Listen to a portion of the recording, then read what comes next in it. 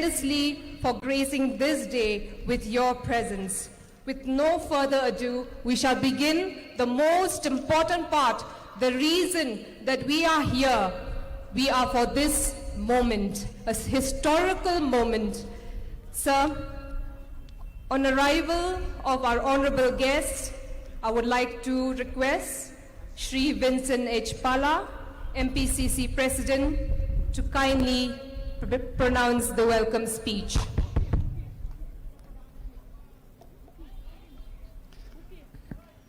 Rahul Gandhi ji, honorable member of the Lok Sabha and former President of Indian National Congress, Gaurav Gogoi ji, a deputy leader in Lok Sabha,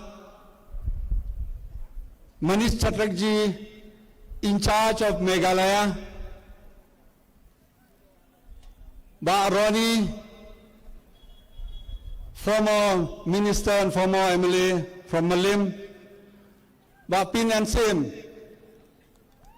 former CEM of the Giant Hills of the Khasi Hills District Council, all the members of the AICC observers, all the candidates, friends, ladies and gentlemen, on behalf of MPCC and on behalf of people of Meghalaya, we welcome Rahul Gandhi ji to this program. Thank you, sir, for coming. Sir, your visits to the state will boost the morale of our workers, will help us in campaign, and your votes will inspire us for this election 2023. I also welcome Gaurav Gogoi ji, my colleague in Parliament and my leader in the Lok Sabha, who has been working for the previous election and this election for Meghalaya. Sir, we welcome you to this program. I also would like to welcome Manish Chatrak ji, who have been working day and night for this election. I hope, sir, your presence here will help us to win this election. We welcome you, sir. I also would like to welcome Ba Roni, a candidate from Malim. Sir, thank you. Your presence here will make a lot for us for the coming election. I also would like to welcome Ba Pachngai, PNSM, who is a candidate and also who was a former chief of the Khasi Hills District Council. Sir, we welcome you, folks. Without naming, I also would like to welcome Ba Celestine Londo, our former president and a candidate from Umsning. I would like to welcome all the candidates who are here. And also would like to welcome all the representatives from AICC as observers, as coordinators, be it in media, be it on the ground. So we welcome all of you to this program. I also would like to welcome each and every one of you for this program. Thank you for coming. Let us see that Rahul Gandhi's touch in Meghalaya will give us a lot of hopes, will give us inspirations, will give us also the ideas how to challenge, how to face the challenge, how to overcome the challenge. Thank you, sir. Welcome each and every one of you. Thank you, sir. As a token of appreciation and love for our senior Congress leader, I would like to once again request Mapala to kindly present the gift to our senior Congress leader, Rahul Gandhi. I request everybody to kindly clap.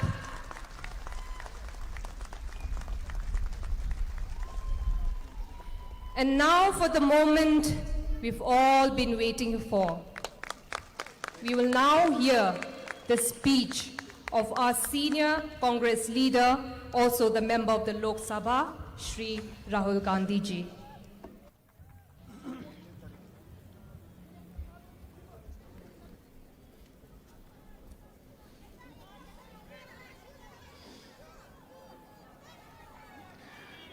Manish Chatrat ji, Vincent Pala ji, Gaurav Gogoi ji, Dr. Celestine Lingdo ji, Manuel Badwar ji, Srimati Wansuk CM ji, Ronnie Lingdo ji, PNCM ji, John Antonio Lingdo ji, Sanjay Das ji, Ms. Joplin ji, party workers, brothers and sisters, friends from the media. I'd like to welcome all of you here. I'd like to thank you for inviting me here. It's always a pleasure and an honor for me to come to this beautiful state.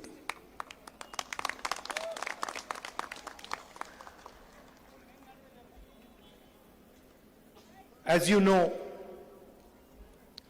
we recently did the Bharat Jodo Yatra. We walked from Kanyakumari in the deep south of India to Srinagar in the extreme north. A journey of almost 4,000 kilometers. It took us slightly more than 4 months. And the reason we were forced to do this was because the BJP and the RSS, who are running the government in India today, have captured every single institution of the Indian state. Whether it is Parliament, or it is the media, it is the bureaucracy, the election commission, the judiciary, all these institutions are under pressure, are being attacked by the ideology of the RSS and the BJP. And basically, they refuse to accept that India has multiple ideas. That India is not one idea, not one community, not one language, not one religion. But India is many, many different ideas, many different religions, many different communities, many different languages, many different cultures. And that is what the Bharat Jodo Yatra was about. It was a journey of appreciating these different languages, different cultures, different religions. And it was not so much a journey of speaking. It was a journey of listening, of trying to understand and trying to appreciate the diversity of this country. There were members who walked with us from every single state, including Meghalaya, and every one of us appreciated this diversity. You could see as you moved from state to state, there was a completely different idea, completely different culture, completely different language. And that is really the beauty of our country. You have your own culture, your traditions, your religion, your history, your traditions. And the reason I'm here is because the ideology of the BJP, and specifically the RSS, is trying to attack and destroy your culture, your tradition, your religion. And I'm here to tell you, that we are standing with you in this fight. We are not going to allow the ideology of the BJP to harm your language, your tradition, your religion, your culture, your history. Because for us, that would not be India. That would be violence, that would be anger, that would be hatred, and our country is not a hateful, violent and angry country. It would also be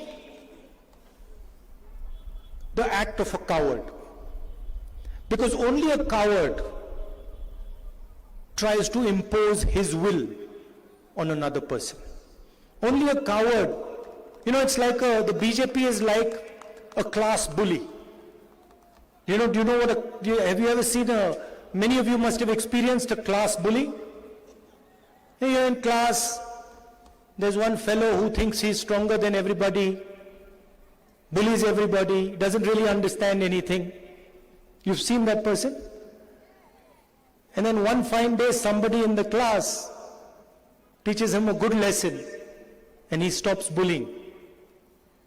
That's what the BJP and the RSS are. They're bullies who think they know everything, understand everything, and have no respect for anybody else. And we have to fight them collectively. And the way to fight them is through non-violence, through affection, through love, and through respect of each other's traditions, cultures, languages, and religions. When I come here to Meghalaya, I come here to try and understand your perspective. I come here to try and listen and appreciate your history, your culture, your tradition. I'm wearing this jacket as a sign of respect to your culture and your tradition. Right? And my actions reflect this jacket. So if I was to come here, like the Prime Minister does, and put on this jacket, then attack your religion, attack your culture, attack your history, attack your language, I would be insulting you. Right? So I come here with humility, and I wear this jacket as a sign of respect to you, to your ancestors, to everybody who lived in this state before you. And because I do that, I walk away from Meghalaya with wisdom, with understanding, and with affection.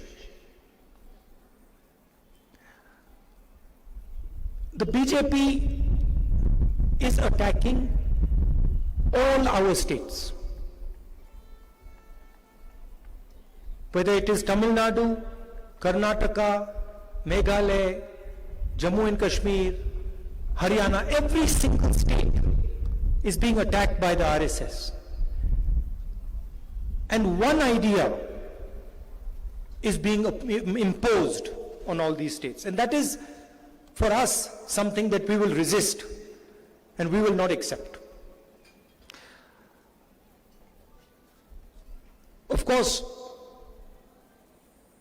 you also know the history of the TMC. You know the violence that takes place in Bengal. You know the scams, the Sharda scams that have taken place. So you're aware of their tradition. They came to Goa, spent huge amounts of money in Goa, and the idea was to help the BJP. And this is exactly the idea in Meghalaya. The idea is to ensure, the TMC's idea in Meghalaya is to ensure that the BJP is strengthened and they come to power. With regards to governance in the state, you're aware of what has been happening. You've been seeing the corruption that is taking place. Today we were having a conversation in the car about the dome of the assembly, and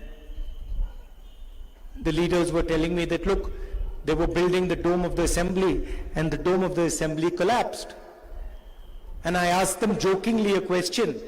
I said, but did it collapse by mistake, or did they collapse it purposely so they could rebuild it? And they laughed and said, oh, we never thought about that. Maybe they collapsed it on purpose so they could rebuild it and spend some more money rebuilding the dome. The same thing happened during COVID.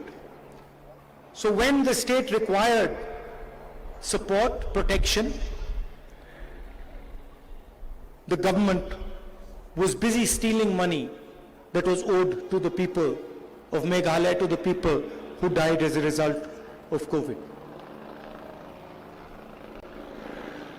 Then there was the rice scam, where almost 1 lakh bags of rice that were meant for the PDS of Meghalaya were found in Assam. And of course, the illegal coal scam, where over 13 lakh metric tons of coal has been mined illegally, and 650 crores have been taken away from you. Speaking again about the BJP, you know the communal polarization that they create. You know about the anti-conversion bill in Karnataka. You see on television the mob lynchings that take place. You understand exactly what they're trying to do. You must have heard a few days ago, I made a speech in Parliament, and I asked the Prime Minister some direct questions. I asked the Prime Minister about his relationship with Mr. Adani. We're talking about corruption in Meghalaya, so I'd like to also mention corruption at the center, which is at a scale that has probably never been seen ever in Indian history before. One businessman, close friend of the Prime Minister, goes from being the 609th richest man in the world to the second richest man in the world. Matter of years. He owns the ports, the airports, he does construction, he dominates the defense industry, he dominates the apple trade in Himachal Pradesh. Every single business is open to him, he has access to it. Why? Because he is close to the Prime Minister. And I asked this question to the Prime Minister. I stated all the facts. I showed how, without having any experience in the airport business, Mr. Adani gets the most profitable airports in the country. He gets Bombay Airport, which is the most valuable airport in the country, and he gets it after the people running the Bombay Airport are pressurized with the CBI and with the ED. He controls the defense relationship with Israel. Whenever the Prime Minister goes abroad, Mr. Adani gets a gift. Prime Minister goes to Bangladesh, Mr. Adani gets a gift. Prime Minister goes to Australia, Mr. Adani gets a gift. Prime Minister goes to Sri Lanka, Mr. Adani gets a gift. In fact, in Sri Lanka, a gentleman who was involved clearly stated that the President of Sri Lanka, Mr. Rajapaksa, told him that the contract has to be given to Mr. Adani because Mr. Modi has told him to do so. So I asked these questions and I said, this is the proof. Airports, ports, coal, power, defense. Here is the proof. What is your relationship with Mr. Adani. And I also showed a picture when Mr. Adani and Mr. Modi are sitting in Mr. Adani's aircraft and Mr. Modi is relaxing as if it's his own home. And I asked the question, what is your relationship with this man? You should tell the people of this country what exactly is the relationship between Mr. Narendra Modi and Mr. Adani. Mr. Modi did not answer a single question. In fact, he asked me a question and he said, why is my name Gandhi and not Nehru? He avoided the entire discussion and he didn't answer a single question. Now, I gave the speech in Parliament, and then you notice that Mr. Modi is all over television while he gives his speech. But my speech is nowhere to be seen. It's not visible in the media, not heard about in the newspapers, not seen on the channels. And the reason is that the media of this country is completely controlled by 2 or 3 large industrialists who have a relationship with the Prime Minister. So we can't even express ourselves in the media anymore. And that was one of the reasons we decided to do the Bharat Jodo Yatra, where we listened to the people of this country and we expressed what this country is going through, what this country is feeling. The biggest questions that arose, and there were 2 central questions. The first question that arose was the large-scale unemployment that is taking place in this country. And I'm aware that it is the same issue in Meghalaya, that you have huge amounts of unemployment. And the second issue was the rising prices. Rising prices in petrol, diesel, gas cylinders, and food products in general. And this was the pain that the nation was feeling. Huge rise in prices, massive concentration of wealth in 2 or 3 people's hands, unemployment, and the division and the hatred that the BJP is spreading. And these are some things that we're committed to fighting. Now, I'd like to come to what the Congress party is saying in this beautiful state of yours. First of all, 47 out of our 60 candidates are fresh, young, below the age of 45, and 10 of them are women. And it is our aim to connect to the aspirations of the young voter, to show a youthful Congress party, but also a Congress party that has experience. And we are talking about providing Meghalaya with an inclusive vision that will take all members of Meghalaya's society forward together. There are 5 major commitments that we're making, and I'd like to mention them to you. The first is focused on empowering women, and what we are proposing is for single mothers below the poverty line, we will give 3,000 rupees every month, 36,000 rupees annually. We will target unemployment and give 1 job per household in Meghalaya. We will make sure that the people of Meghalaya get uninterrupted power supply to their houses and to industry. We will fight the menace of drugs and try and provide a drug-free Meghalaya with strict action against peddlers. And we will provide support to those who are addicted to drugs by setting up de-addiction centers. And finally, we will give you a corruption-free Meghalaya with total transparency in all government transactions by bringing in a new law. So, once again, I thank you very much for inviting me here. It's always a pleasure for me to come. And I think the next time I come, I will come when there is no election, and I will spend 5 or 6 days here with you. Spend some time with you and travel a little bit in your beautiful state. To conclude, I'd like to repeat, we are here to defend your culture, to defend your language, to defend your religion.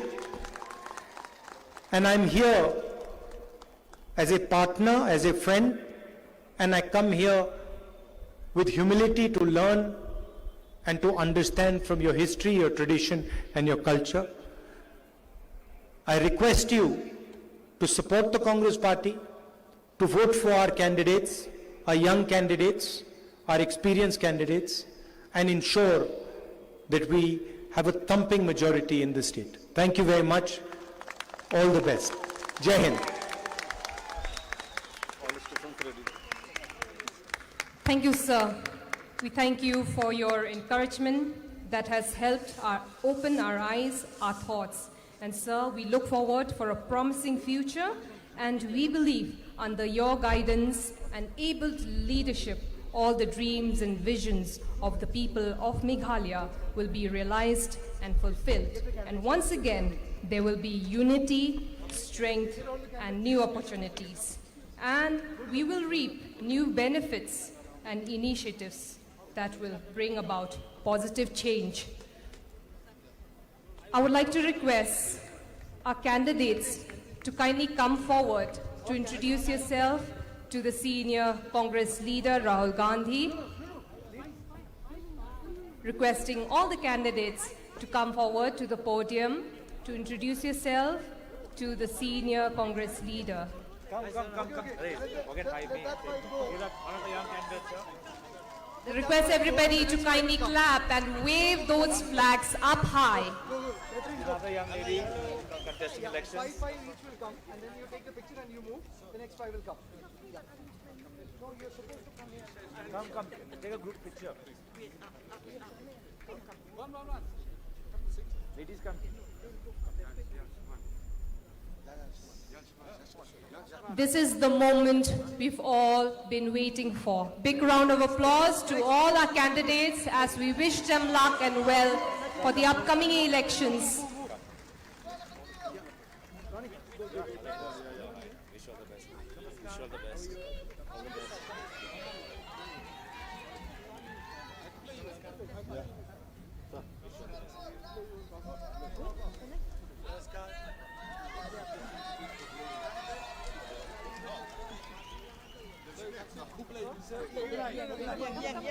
Stand here.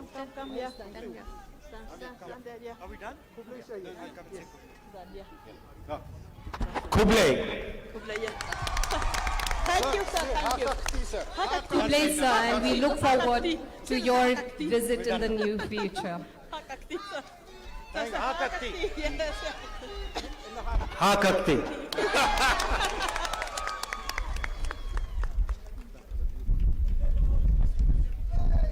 And now,